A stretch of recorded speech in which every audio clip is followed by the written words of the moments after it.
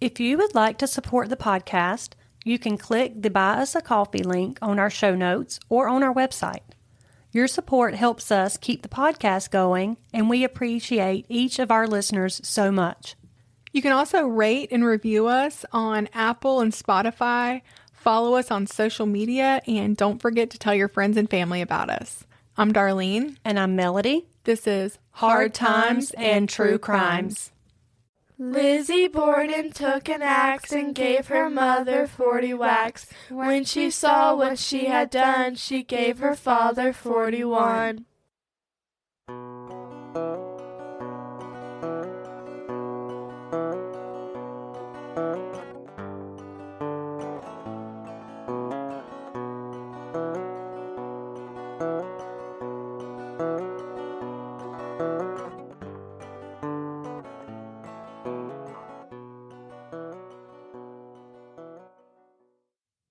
Good morning. Good morning. Have you had a good morning? Yeah, I have. My mom and my Nana are in from Florida, so getting ready for the wedding. Oh, what a nice visit. Yeah. All right. So this morning, I stopped at the Black Lantern Tea Room and Bakery. So tell them what you're having.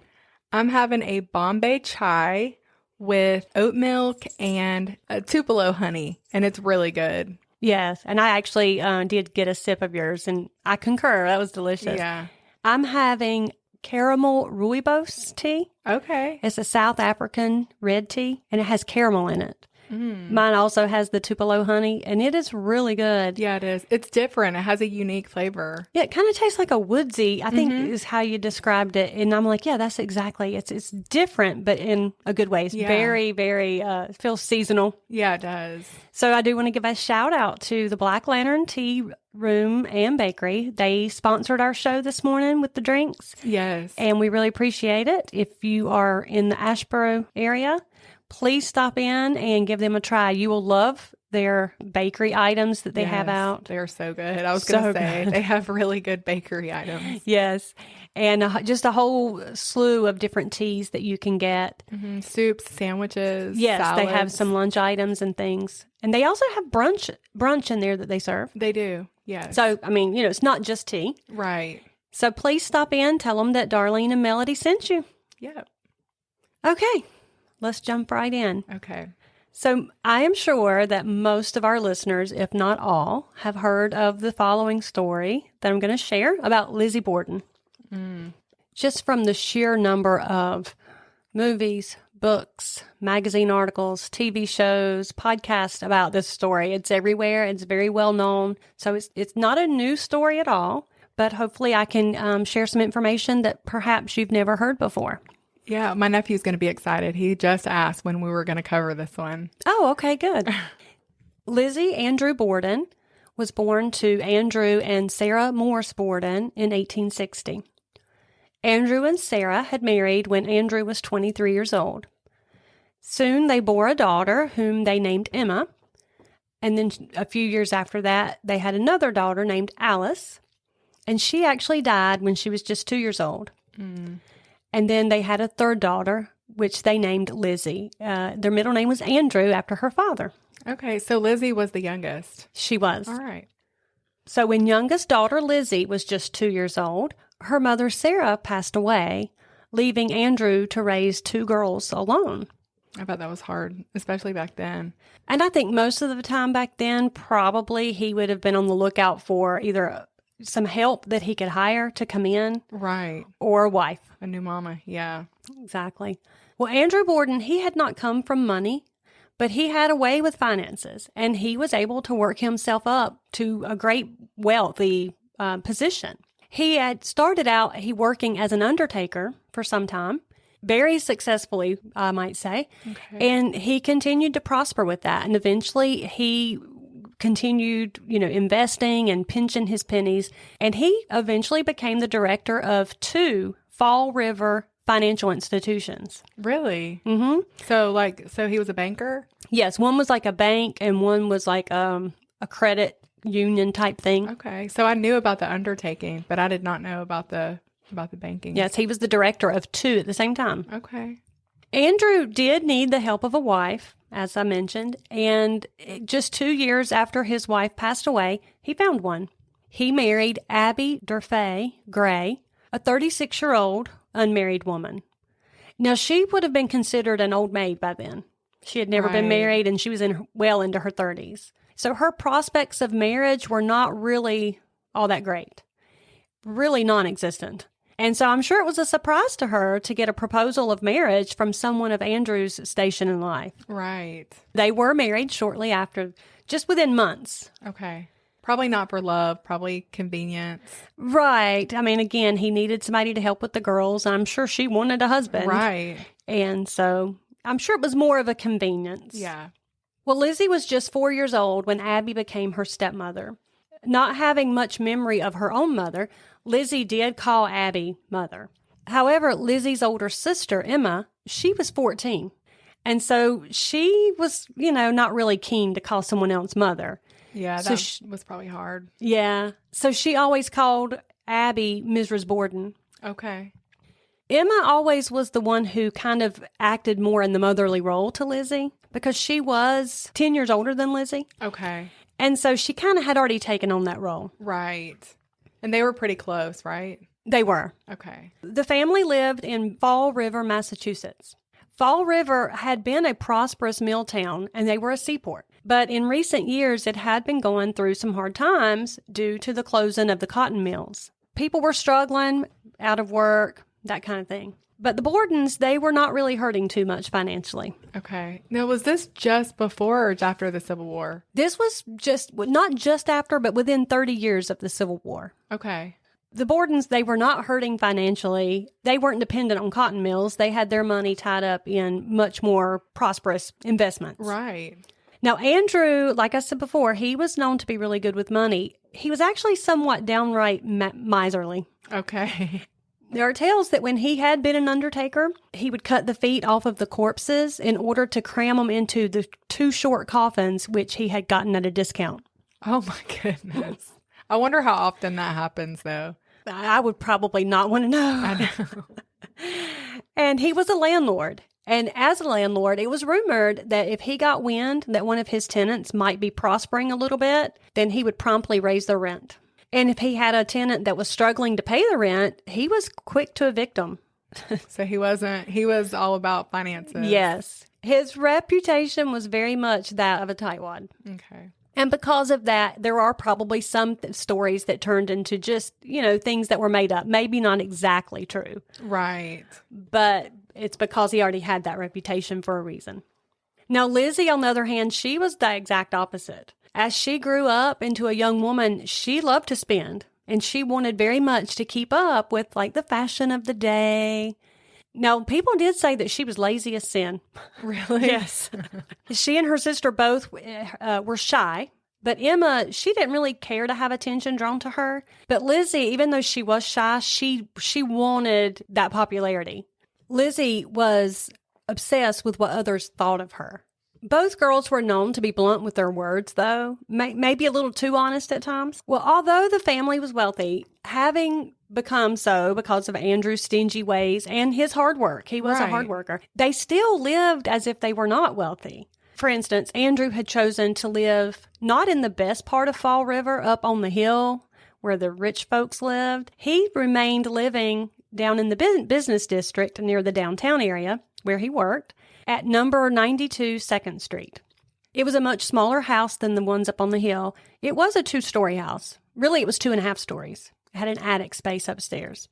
And he had shelled out some money in remodeling it when he bought it. He had turned some extra rooms into a dining room and that kind of thing. Unfortunately for the girls, he did not choose to have hot water piped into the house.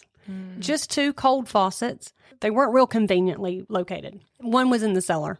I wonder, though, Andrew, having coming off the heels of the war, if he was not necessarily tightwad, but smart, and realizing that, hey, all my friends and neighbors have lost everything they had. Maybe I need to be wise with my money and kind of hang on to what I have and, and just spend really wisely. And he probably knew what it was like to actually not have much. having lived through the war. And so maybe I think there probably is an element of that to his ways. I'm sure. I think you have a good point there. But I think sometimes like kids being raised by parents like that maybe don't understand that. They're like, you have money. Why would not? you not let us, Exactly. Now, I will say I did read that he did take care of his girls, that he shelled out some money for them to do some traveling. Okay. Lizzie ended up going to Europe for an extended trip. He paid for that. So he did take care of them, but they just didn't like that he was such a tightwad. Like they wanted to live in the better part of town kind of thing and have hot water. Right. And I don't blame him for that. Yeah. Actually, let me just tell you, in their house, it's reported that he did not invest in upstairs bathrooms when he remodeled. And instead, he chose to continue using slop pails in those rooms. Do you know what that was? Yes. Wow. So, if they had to get up in the middle of the night to go pee. Okay.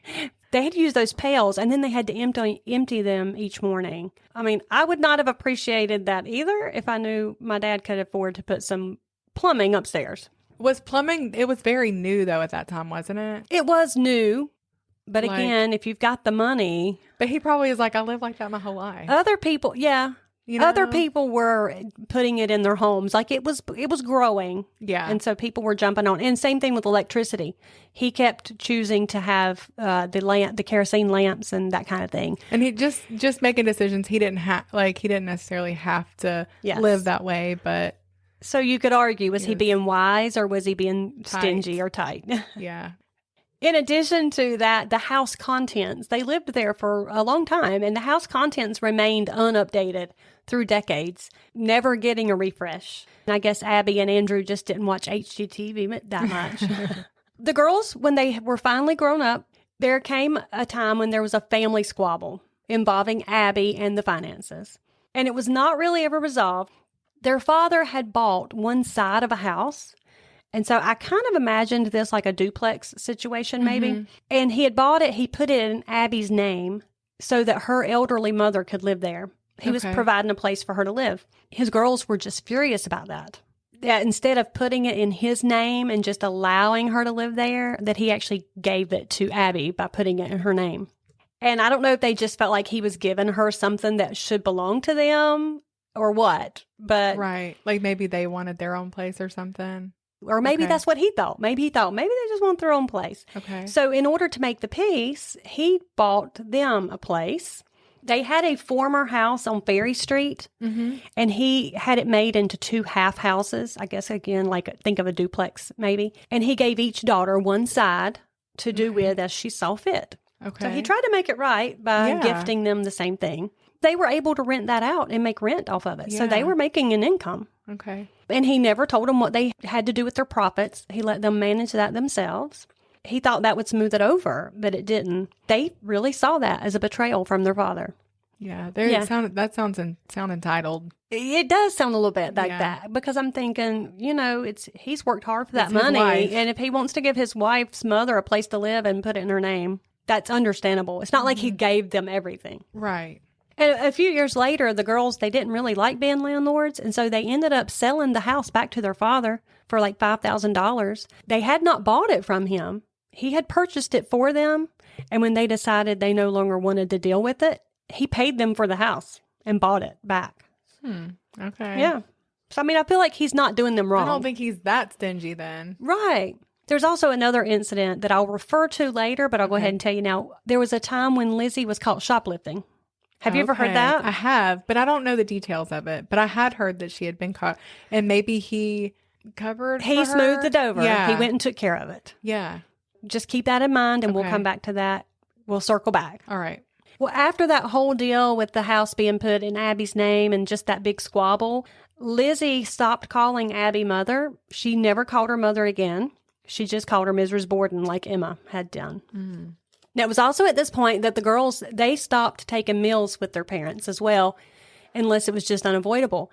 They didn't give them the silent treatment, but they just really only spoke to Abby, especially, as needed. Okay. Lizzie was close to her father, and she kind of doted on him, but she just didn't want to be around those two together very much, so she just didn't go in and take meals. She would eat at a different time. They just didn't have a lot of family dinner time conversation anymore. It was tense. So sometime in June of 1892, there was another family squabble that resulted in both girls going to visit friends for a while. They kind of took like a little extended vacation. And on their return, Lizzie did not even go straight back home. She ended up staying 4 days, like in a rented room somewhere. Like in town? Yes. I read a lot of places where people said it was because Andrew was getting ready to change his will. But I also read in some places that was actually not factual. That's just rumor, that was never substantiated. Okay. So on Wednesday, August the 3rd, 1892, Uncle John Morse came for a visit. He was their deceased mother's brother, and he and Andrew had stayed friends. And he had arrived for a visit, although he didn't actually have an overnight bag with him, but he did plan to spend the night. It was speculated that business involved another property transfer that maybe was going to add to an already tense family dynamic. And at this point, Emma, she was once again out of town visiting friends, but Lizzie was home. Now, Emma was the older sister, and do you think she was kind of an instigator? From what I've read, I don't think so. You don't think so? I don't. Okay. Now, I will tell you. Just because she was closer to her mom, so I just wondered. Right. I do think that she was definitely less attached to Abby. Okay. Because of that. And I'm not saying that Lizzie was attached. Right. But she was only 4 when Abby came into the family. And I will say I did also read that Abby was not especially motherly to them. She was more standoffish and just kind of let them take care of each other. Right. I don't think out of any sense of being mean or hateful or not. Like, she wasn't a wicked stepmother. Yeah, and I think it was probably too that just the time. They weren't, most mothers and fathers, I don't think were doting. Now, on that Wednesday evening when John was visiting, Uncle John is what I'll call him, the family had eaten something that either had not sat right with them or they had a stomach bug. We don't know. But we do know that Abby and Andrew were both up during the night vomiting. And then Lizzie did not feel well the next day. And even the maid, her name was Bridget Sullivan. She was an Irish immigrant. But they called her Maggie. The girls called her Maggie because one of their previous maids had been Maggie. And they just didn't want to change the name. But Bridget herself said it wasn't out of any sort of malice. Some people over the years have said they were just being rude to her and kind of belittling her. But I read in her testimony on the stand, she didn't say it was any sort of anything like that. It was just something funny, quirky. Right, okay. So they called her Maggie. Her name was Bridget. And even she was feeling sick a couple of days after as well. Dr. Bowen lived directly across the street from them. Wednesday morning on the 3rd, when Abby had been up the night before vomiting, she went across the street to the doctor's house to ask for something. And she did say to him she thought the milk had been poisoned, that she thought they were being poisoned. Then later he came over to check on Andrew, and Andrew said, "I'm not paying you for this visit because I didn't ask you to come," that kind of thing. That's hilarious. He's not coming off with that visit. He said, "I'm fine." Thursday morning, August 4th, Andrew Borden had woken up around 7 a.m. He had his coffee and his breakfast. He had some mutton broth, and some Johnny cakes. Oh my gosh, that sounds disgusting. For breakfast? I mean, I don't think it sounds good anyway, but for breakfast, that kind of, I'm thinking maybe that's why you were sick. And his brother-in-law, John, had some breakfast with him, and then they both left the house. Okay. It was around 9:15. John was going to visit some family, and Andrew was going into town. Now, Lizzie, she had been feeling the effects of those stomach issues as well, and so she had slept in a little that morning, so she didn't get up until around 9 or so to come down for breakfast. Okay. Abby was going around the house doing a few little chores. She had instructed the maid to wash the windows, and Bridget dutifully obeyed just after she had to go outside and throw up. Oh, bless her heart. So she's having to...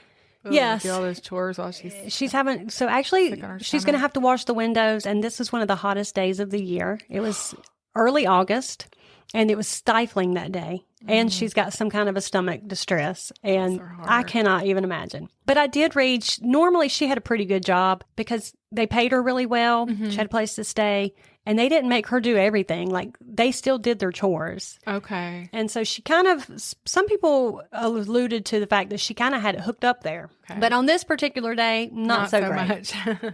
Abby went upstairs to make the bed in the guest room where Uncle John had slept. Now, Bridget had been going back and forth between the barn to get fresh water to wash the windows because that's where the faucet was. And she stopped once to talk over the back fence with some of the neighbors' help. She came back into the house around 10:30, and Andrew had arrived home, and she had to go let him in the door because his key didn't work. Something about their lock was not working quite right. So she went and let Andrew in. He went into the sitting room, and she did hear Lizzie tell Andrew that Abby had received a note that morning from what she assumed was a sick friend, and Abby had left. As soon as Bridget was finished with the windows, she went up to her attic room for a nap. She was just worn out in that heat, and she just needed to rest. Right, and she was still sick, so. Yes. Shortly after this, Bridget heard Lizzie yell from downstairs, "Come down quick, Maggie. Father's dead. Someone came in and killed him."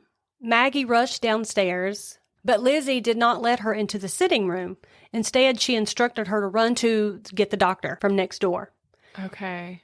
Bridget did run right over to fetch Dr. Bowen, but he wasn't home at the moment. His wife was, and so she came, and then he did arrive shortly after that. Also, their next-door neighbor, Mrs. Churchill, she heard the commotion, and she came over to help and assist in any way she could. And now you have some curious onlookers who are passing by on the street, and people are starting to gather there. They know something has happened at the Borden house. Now, Was Lizzie in there with her dad? she had come into the sitting room and found her dad, and I will get to where she was. Okay. But when she entered the sitting room, she found him.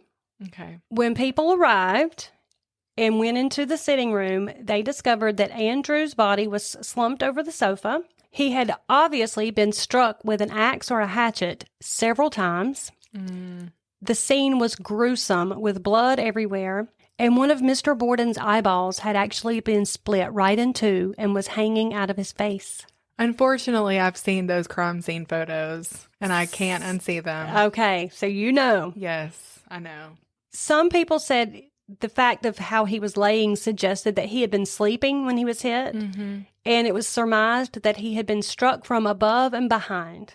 The Boston Globe reported that the head and face was a mass of deep cuts, penetrating the head and revealing the brain. One reporter's description read, "Over the left temple, a wound 6x4 has been made as if it had been pounded with the dull edge of an axe. The left eye had been dug out and a cut extended the length of the nose. The face was hacked to pieces, and the blood had covered the man's shirt.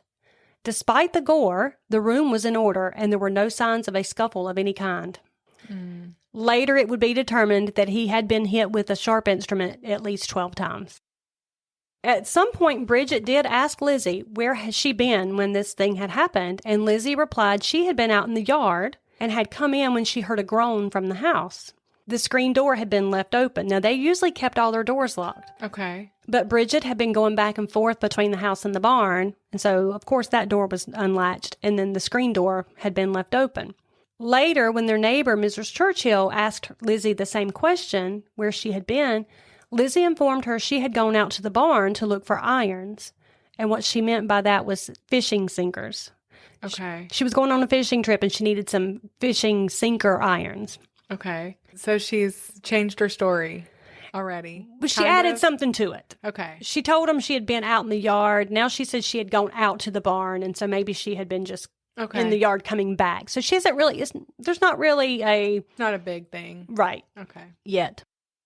Mrs. Churchill also asked where her mother was, referring to Abby. And Lizzie said Abby had been summoned by note that morning, and she had gone out. But then she said to Mrs. Churchill, "For all I know, she may be dead too. I thought I heard her come back in." And then she added... Who said that? Lizzie. Okay. And then she added that Father must have an enemy because we all thought our milk had been poisoned.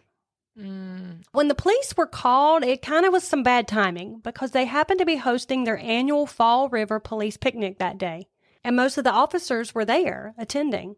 So only one officer was dispatched to the house at first. His name was George Allen. And when he saw the scene, he ran back to the station to alert the city marshal. But he didn't leave anybody to supervise the crime scene while he was gone because there really was nobody. Now, during that time, Mrs. Churchill went to look for Abby. She told Bridget to do it, and Bridget wouldn't go by herself. And so Mrs. Churchill and Bridget went upstairs together, and they found Abby all right. She was on the second floor, also hacked to death. While Andrew's body was still warm, Abby's was already cold, and the blood was dark and congealed, suggesting that she had been dead for some time already. Okay. Blood was seen on the white bedding before they even entered the room. The blood splatter and the position of the body led authorities to understand that she had been struck first at the door to the room and then had run to try to escape the murderer unsuccessfully. She had 19 blows about her face and head.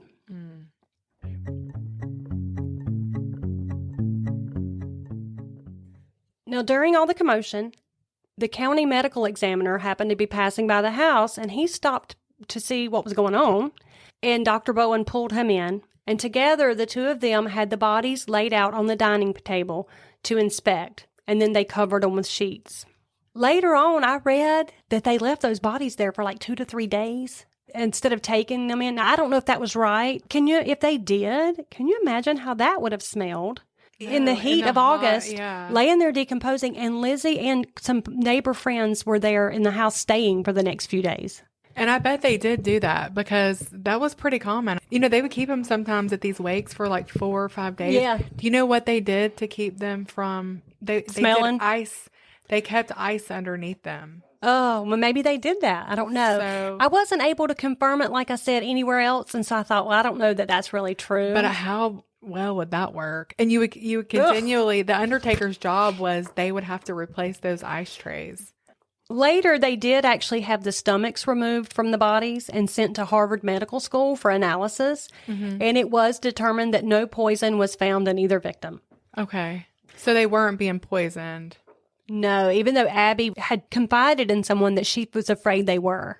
So is it possible that mutton was spoiled? It's very possible that it was spoiled. That's really what most people suspect, because if you think about it, they didn't have a lot of great refrigeration thing, and they would reheat something several times. And so it was not uncommon to get food poisoning back then. And they had reheated the mutton several times. And it was hot. So that's probably what it was. It was probably food poisoning. Okay.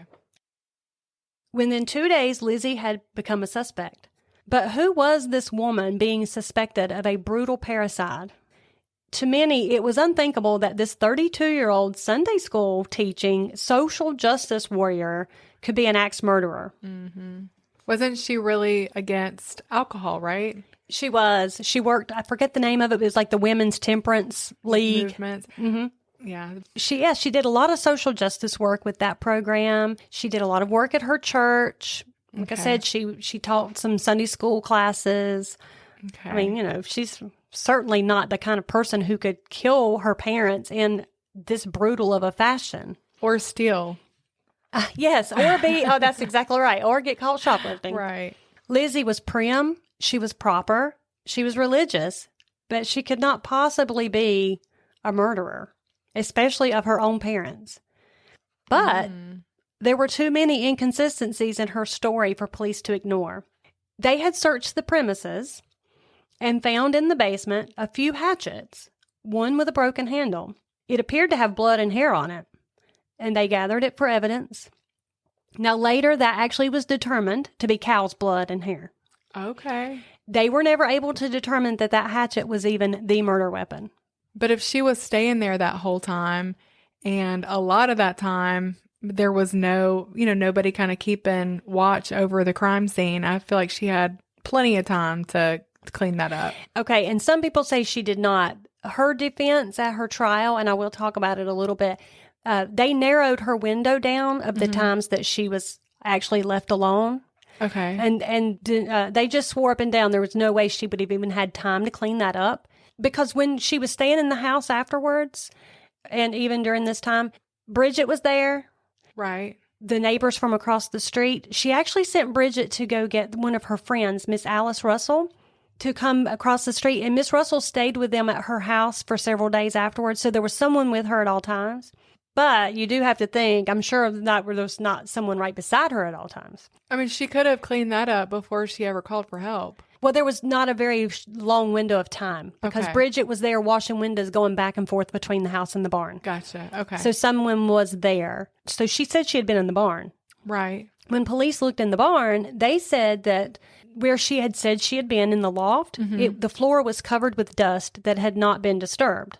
And that so there was an inconsistency there. Okay. They said the window of time between when Bridget had last been in the house to when Bridget had been upstairs taking a nap and then had been called did not leave her enough time to commit these murders. And Abby would have had to have been killed at least 90 minutes before Andrew.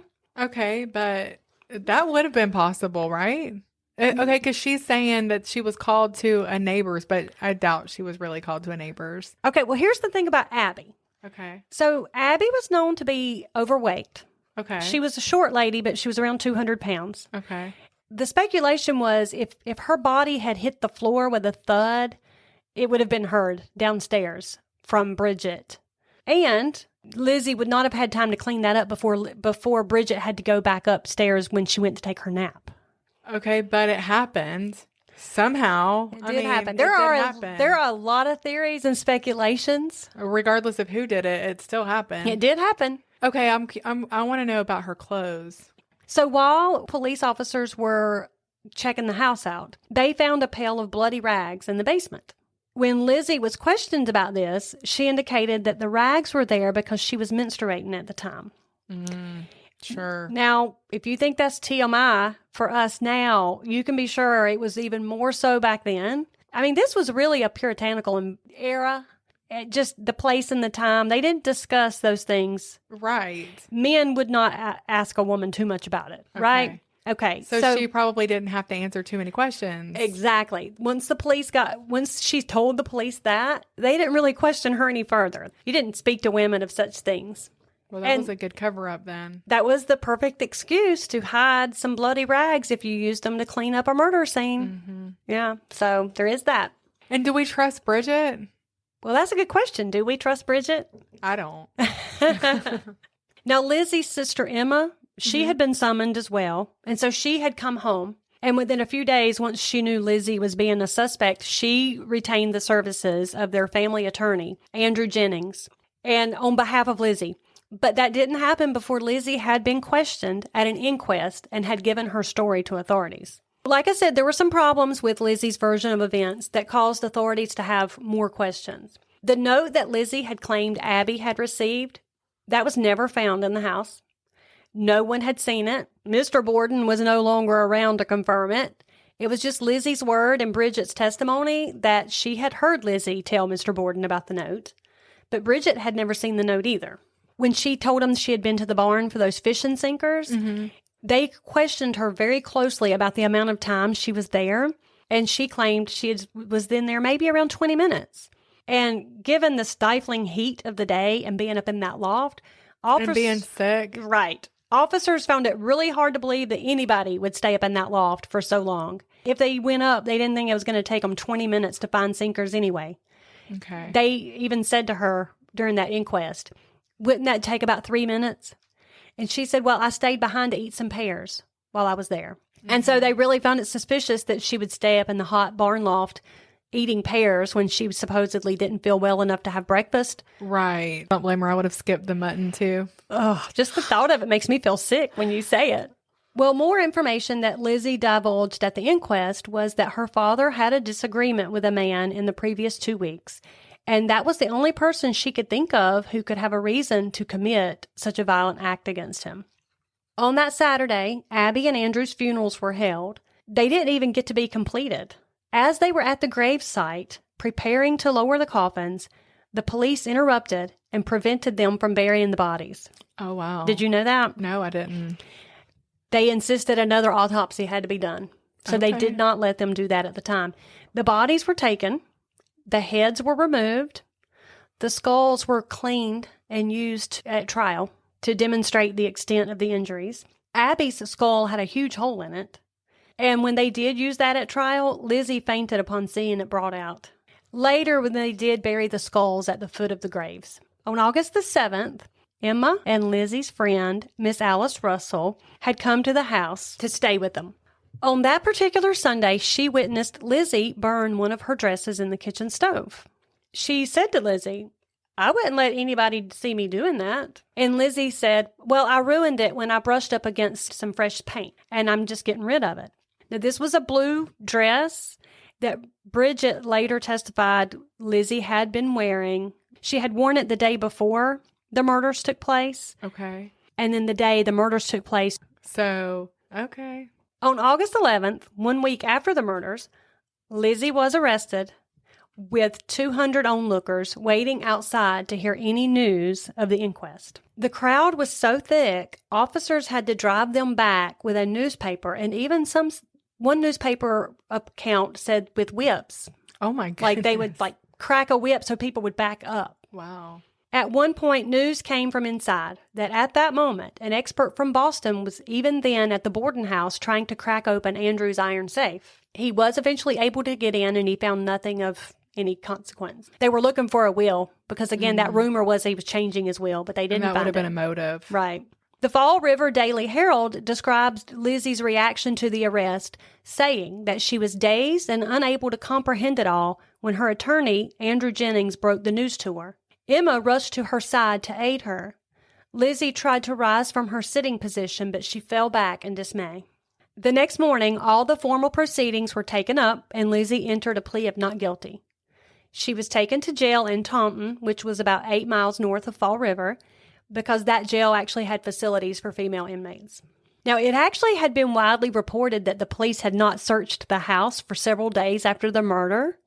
But as I've already said, they did actually search that house. Yeah. Fall River Daily Herald also disputed when police stated they had indeed searched the house from top to bottom thoroughly within an hour of the crime. They said they had searched Lizzie's room and they had been suspicious of her guilt from the beginning. And it was also reported that they had reason to believe that Lizzie had not acted alone in the crimes. Okay, so we don't trust the maid. We don't, but she was never charged. Okay. She was questioned. She was never charged. Would she have had a motive, though? I think her only motive would be as if she was helping Lizzie. Okay. Like, was she close to Lizzie? I'm not going to say they were close because she was still the help, but they were cordial and they did like each other, and maybe they were somewhat friendly. Okay. I wouldn't say extremely friendly. I feel like you'd have to be real friendly with somebody to ask them to help you axe your parents to death. Or to help you cover it up. But unless there was another motive for that, like a payment. Money. Right. Okay.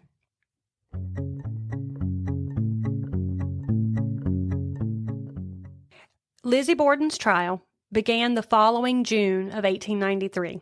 One of the key witnesses was Bridget the maid, one of the two people at home when the murders took place. Her testimony at the trial neither hurt nor helped Lizzie, though. While she had stated that Lizzie was the only person she had seen in the house at the time of the murders, she also testified she had not witnessed any ill relations between Lizzie and her parents. She said they all seemed pleasant with one another. But that's not true. It's really not true. Other people even said that they had heard Lizzie make disparaging comments about Abby. And everybody kind of knew that Emma and Lizzie were upset with them. Right. People who knew them knew, and other people did testify to that. Okay. Some of the most damning testimony came from Alice Russell, the longtime friend of Lizzie and Emma. You know, I told you she had come to stay at their house afterward. She testified before the grand jury about seeing Lizzie burn that blue dress. And Bridget had already testified Lizzie was wearing that blue dress on the day of the murders. And she had on a shawl over it? Some kind of I don't know if it was a shawl or an apron. It was a pink cover up. Okay. So maybe she just covered it up. Adding to the crushing testimony from Alice about seeing the dress burned, she also said that in the days leading up to the murder, Lizzie had confided in her that she was worried someone was going to do something bad to her father due to his way of speaking down to others. Got a premonition. Yeah, maybe. I feel afraid something is going to happen. I just can't shake this feeling. Now, could that have been her hinting at her plans to do the deed, or was it her way of setting up an alibi? Right. The prosecution did point out that Lizzie was the only one with motive, means, and opportunity to kill the Bordens. Mm-hmm. But the defense pointed out the lack of evidence. No one had seen blood on Lizzie at all when the murders were discovered. The hatchet had been disproven to be the murder weapon, or at least it couldn't be proven to be the murder weapon.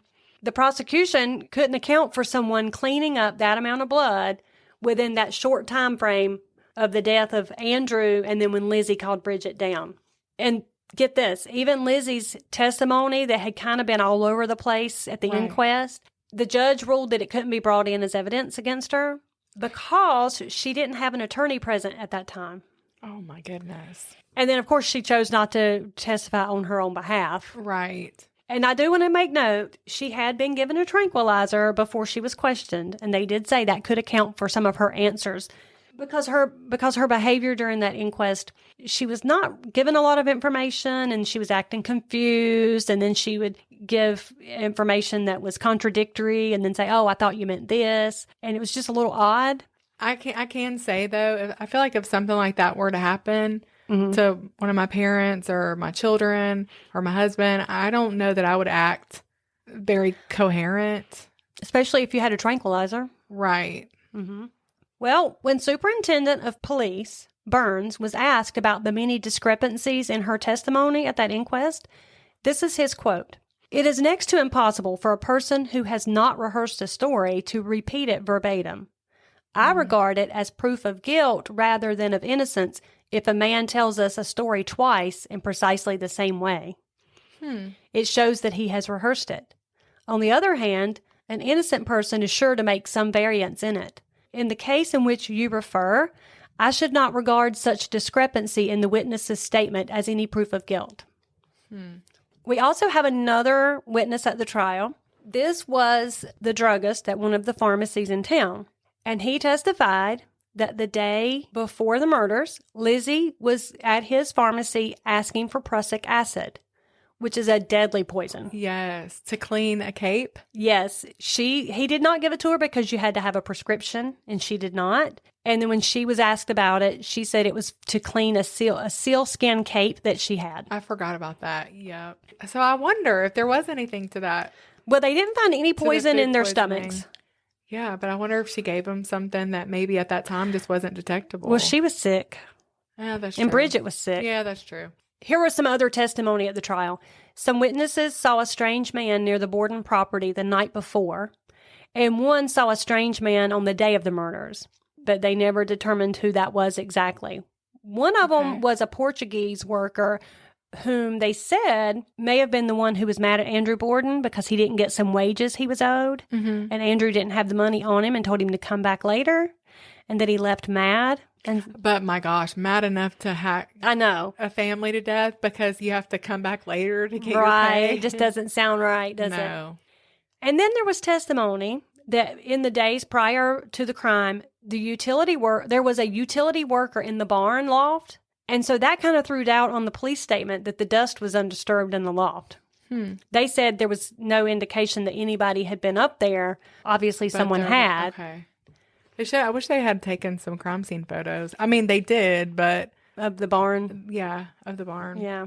And Emma, she testified that Lizzie was very close to their father, and she had a cordial relationship with Abby. Okay. Her testimony was that she was the one who had held a grudge against Abby over the property and not Lizzie. And I do think that was probably just to help Lizzie out. Right.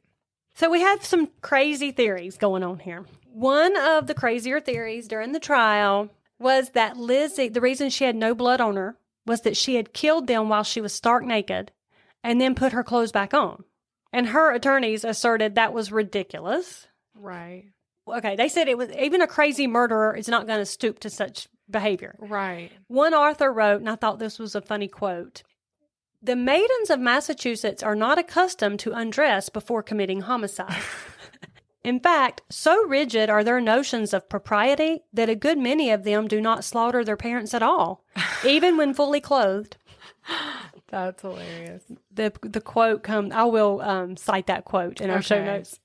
So when the jury heard all of this conflicting witness testimony and they received their instructions, there were those in the courtroom who felt that even the justices kind of helped the defense by how they gave those instructions and their wording of it. They felt they were biased in Lizzie's favor.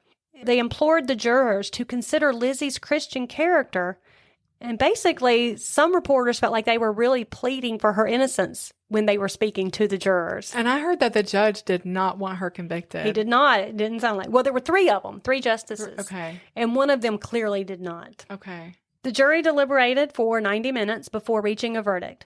They filed back into the courtroom while spectators awaited Lizzie's fate. And do you know how they decided? Not guilty. Not guilty. She was acquitted. A shout escaped Lizzie's lips as she sank down with her face in her hands, and then another cry of joy from her. The prosecution had not succeeded in proving beyond a reasonable doubt that Lizzie had committed the murders, and so she was now a free woman, a wealthy free woman. Mm-hmm. Yeah, her and her sister, they won all the way around. Now, I did wonder if, we've talked about it recently, about how people back then didn't feel like a woman could pull off such a crime. And I wonder if those jurors just didn't buy it because she was, this woman. And I don't think that they thought women were capable. But the slew of episodes we've done recently would tell a different story, would it not? Definitely. So in the years following the trial, this is what happened. Lizzie did choose to stay in Fall River. Although she had her loyal supporters, there were many who felt she had gotten away with murder. Mm-hmm. And so she was kind of ostracized in her community by her peers. But she and Emma finally did get to move up to the affluent part of town on the hill. Mm-hmm. They purchased a large 13-room house up there where Lizzie had always wanted to be. Now, approximately 4 years after this, Lizzie was, once again, charged with stealing 2 paintings from a nearby store. And she was rich. She was rich. So I'm going to talk about a theory about that, okay, in a minute. This time she stepped in for herself and privately took care of it. Okay. Because she had the means to do it, like you said. Now, at some point after this, Lizzie, she kind of took up with this acting crowd, these actors and entertainers, that wild bunch. Yeah. She was hanging with these bohemian-type people, attending social outings with them, and she became very good friends with one of the actresses named Nance O'Neill. Some people do say they had a homosexual relationship. Mm-hmm. I've heard that. It's never been proven. There's just a lot of speculation. Okay. Now, it was after she had thrown a party for Nan, as she called her, when she and Emma had a parting of the ways. Yeah. Emma, she couldn't take that lifestyle any longer of all of what Lizzie was doing. And so she moved out of the home that they had dubbed Maplecroft, leaving Lizzie to manage it for herself. They didn't speak to each other after that, after they had been so close. That's so sad. And the speculation was it was because she didn't approve of the friendship with Nan. Mm. And so that does make me wonder, maybe it was a homosexual relationship that Emma was not in support of, and maybe that was the division in the relationship. Mm-hmm. But Lizzie did remain at Maplecroft until her death in 1927. Reportedly, she had some complications after a gallbladder surgery. She was 67 years old, and on the day she died, her sister Emma took a fall and injured her hip. 12 days later, she died. Wow. From that. Both women are buried in the Fall River Oak Groves Cemetery beside their parents. Andrew's, he's buried between Sarah, his first wife, and Abby, his second wife. That's interesting. I know, which I know it's not totally uncommon. I've seen that before, but I don't know. I don't like that. I don't either. If I die first, I don't want my husband to bury his second wife on the other side of it. That's petty. All right, so let's talk about some of the theories. Okay. All right, so one of the books that I drew very heavily from was Victoria Lincoln's book, A Private Disgrace. My cousin Paula gave me this book, so shout out to Paula, thank you. And in this book, Lincoln, the author, now she grew up in Fall River. Okay. And she was a child when Lizzie was an older woman. Oh, okay. And so she knew her, she knew that story well. She tried to talk to Lizzie a few times, didn't get very far with her. Right. Because, Lizzie had been ostracized and probably just didn't want to talk about it. No. This lady grew up. She got her hands on a whole lot of documentation and wrote a very thorough book. Lincoln postulates that Lizzie did indeed kill her parents, but it was while under the influence of a temporal epilepsy spell. She does not assert that Lizzie killed her parents because of an epileptic spell, but during one. Okay. Lizzie was known to suffer from spells during her menstrual cycle And as we discussed, she was supposedly having her cycle during the murders. This kind of epilepsy is not your normal kind. It's not the kind that produces a grand mal seizure. All right. It produces a sort of haze in which the sufferer has a blackout or a brownout, and they don't remember what happened once they come to. They kind of compare it to daytime sleepwalking. Okay. Furthermore, the person does not typically do something they would refuse to do while in full possession of their faculties. Okay. So you're not going to, if you are going to commit a murder while you're under this, then you are capable of murder when you're not under this spell. Does that? Gotcha. Yes. So the author does believe that Lizzie was indeed planning to kill Abby with maybe the prussic acid. But while she was in a blackout, she ended up using the hatchet instead. Perhaps if she had used the prussic acid, she may have been found guilty. After all, it would have been much easier for a jury of 12 men to believe that woman could kill by poison. Yes. Because that was the woman's choice of a weapon most times. Now, I do want to say, I did not research epilepsy and all of that for this book. The author did that. I'm just telling you what the book states. Okay. It also says Lizzie's mother, Sarah, suffered from migraines before she died. And they do say that this type of epilepsy is like passed down, hereditary, and that Lizzie could have, like maybe her mother also had it.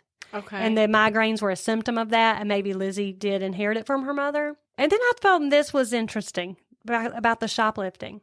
The author notes that the shoplifting is a familiar symptom of epileptic episodes of that sort. Really? Mm-hmm. So I don't know. What do you think about that? Oh, I think she did it, and I don't think she was under a seizure when she did it. You don't think she was? No, I think she did it. I think she planned it. I think with a note that was written to her stepmom. And it actually wasn't a real note. Well, I'm not saying it wasn't. The note was never found, so there never had to be an actual note. Right. So there's that. There's the there is the dress that was burned. There is she was the literal only one that, unless somebody came in, and that's just so far-fetched to me. That is one of the things the defense tried to insinuate, that someone had come in and the door was unlatched and they did it and went back out. But prosecutors said that person would have had to gone up and killed Abby an hour and a half before. Right. Hidden in the house for 90 minutes, a stifling hot house. Yep. They didn't have AC. Somewhere in a closet for an hour and a half for the next opportunity when everybody was out to come back in and kill Andrew. And that just doesn't sound plausible. No, and they say that the maid was up and down the stairs. Exactly. So it just doesn't make sense. I absolutely think she did it. And I think that from what I had read, there had been issues with the family ever since, too, her shoplifting. And they just kind of didn't trust her. They started like locking doors. Oh, yes. I'm glad you brought that up. Yeah.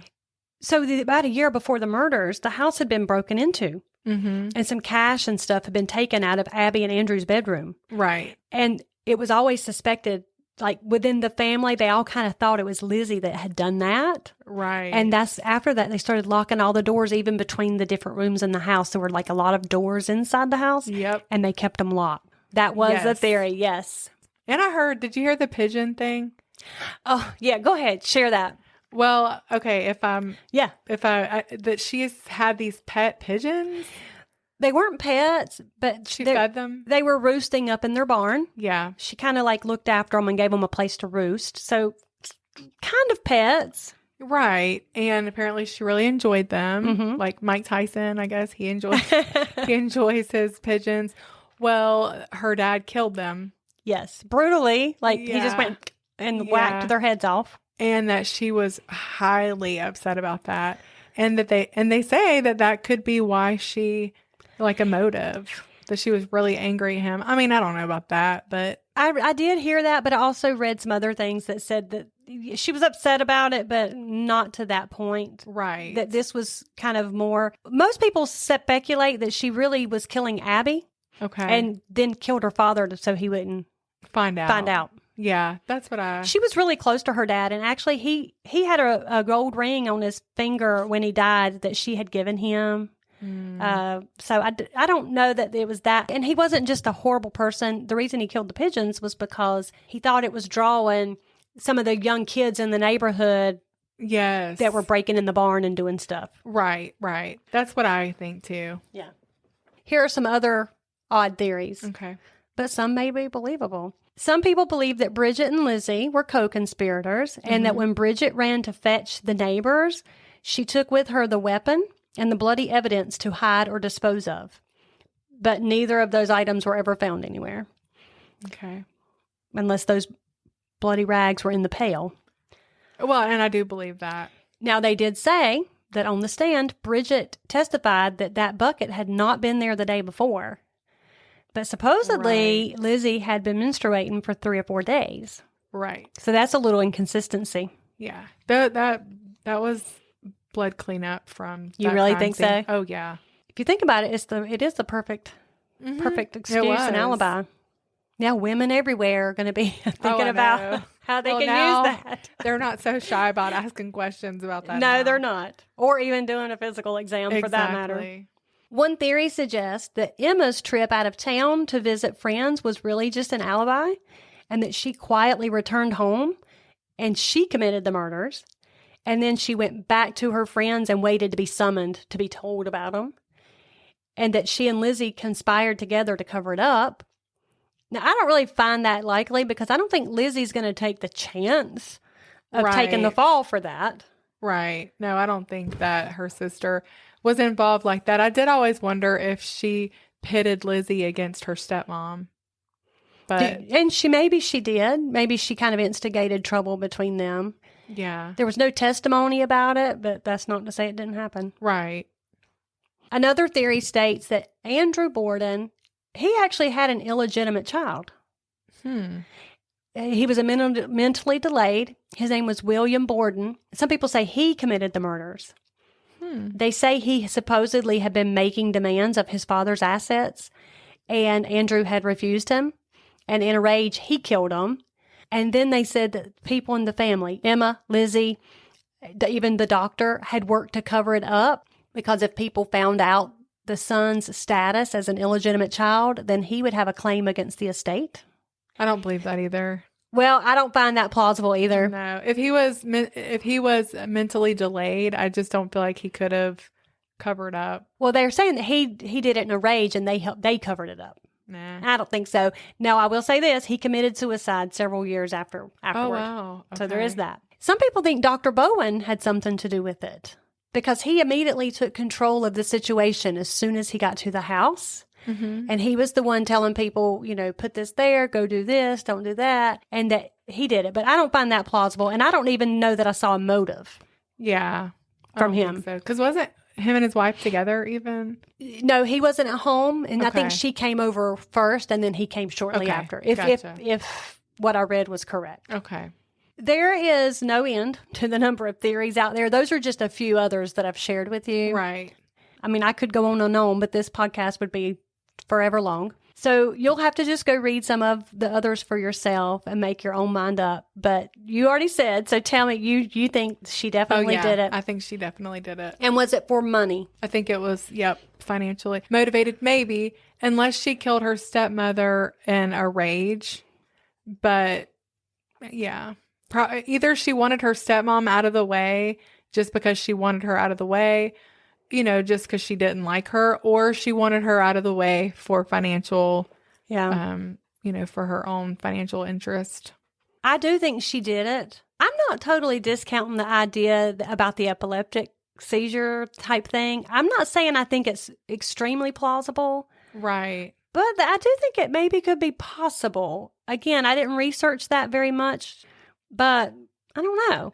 Yeah. But I do think that if she did it, I feel like the motive was probably resentment. Mm-hmm. And if there were rumors that her dad was going to change the will, right, she may have been motivated to take care of it before that happened. I mean, they didn't find a changed will. Right. Or he was going to transfer some property. Maybe she thought, well, I'll take care of this before that happens. Mm-hmm. And she did absolutely benefit from their deaths. Right. So there is that. So you can visit and sleep in the Lizzie Borden house now. If you go to Massachusetts, the Lizzie Borden Bed and Breakfast Museum is still there in the house. You can sleep in the room where Abby was killed. Oh, my goodness. How creepy is that? I would like to go there just because. Are we taking a road trip? But I think that's so weird, but I still think it would be neat to see. Okay, I'm gonna end it with this. The guy that I quoted before, the funny quote. Yes. Okay. About the women. Yes. He, in his book, he also he gathered like a lot of legends and stuff like that in his book. And he had 2 stanzas of a poem that was written by A.L. Bixby that were published during the trial. Okay. And this is what it says. There's no evidence of guilt, Lizzie Borden, that should make your spirit wilt, Lizzie Borden. Many do not think that you chopped your father's head in 2. It's a hard thing to do, Lizzie Borden. You have borne up under all, Lizzie Borden, with a mighty show of gall, Lizzie Borden. But because your nerve is stout, does not prove beyond a doubt that you knocked the old folks out, Lizzie Borden. Oh my goodness. Now, can you imagine reading that in the paper during this trial going on? No. Oof. So, those sure were some hard times. yes, they were.